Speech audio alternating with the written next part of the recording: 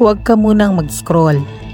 Ito ang dahilan kung bakit madalas lumilindol sa Pilipinas. Hindi ito malas. Ito ay gawa ng hiyolohiya at napaka-komplikado nito.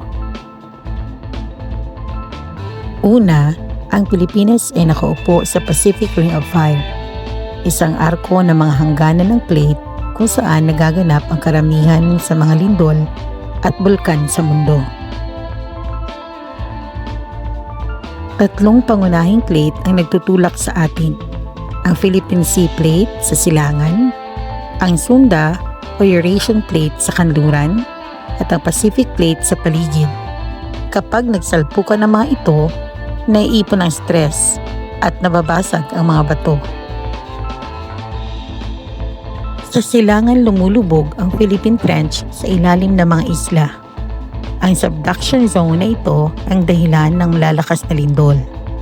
May malalim, may mababaw, sa ilalim na tinatawag na Binhoff Zone.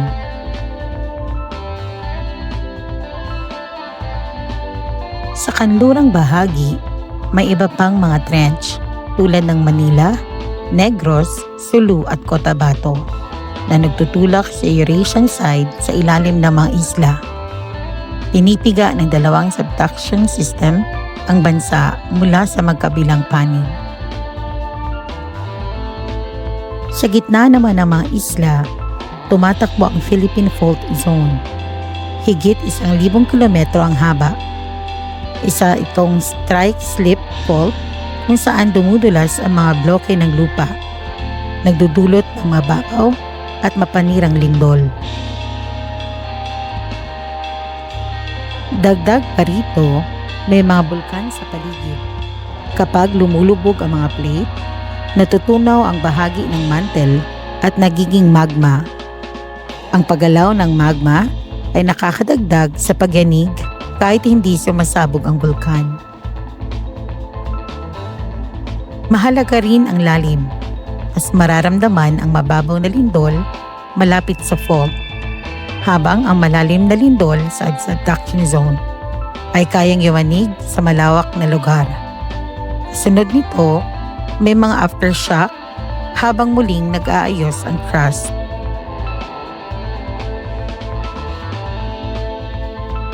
Ang Mindoro at gitnang bahagi ng Pilipinas ay nakararanas din ng dagdag na stress kung saan nagbabanggaan ang maliliit na microplate, gaya ng Palawan Block at Philippine Mobile Belt na parang trapiko sa ilalim ng lupa.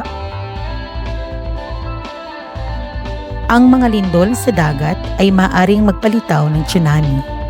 Kaya, kung makaramdam ng mahaba o malakas na lindol, agad lumayo sa baybayin at umakyat sa mataas na lugar. Huwag maghintay ng abiso. Kaya madalas tayong dumanas ng lindol dahil nagtatagpo ang mga plate sa magkabilang panig. Napakalalim na mga trench sa paligid natin at may mga fault na naghahati sa ating mga isla.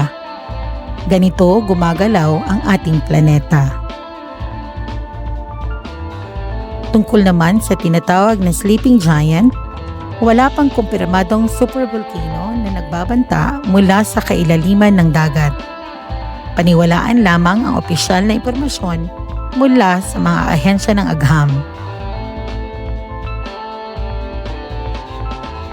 Mas makapangyarihan ang kaalaman kaysa takot. Siguraduhin ang kaligtasan ng iyong tahanan. Alamin ang mga lokal na fault at evacuation route.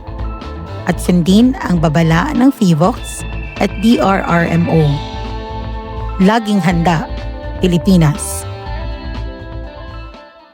For more amazing videos like this, don't forget to comment, like, share, and follow World in a Spotlight. Explore the world, one spot at a time.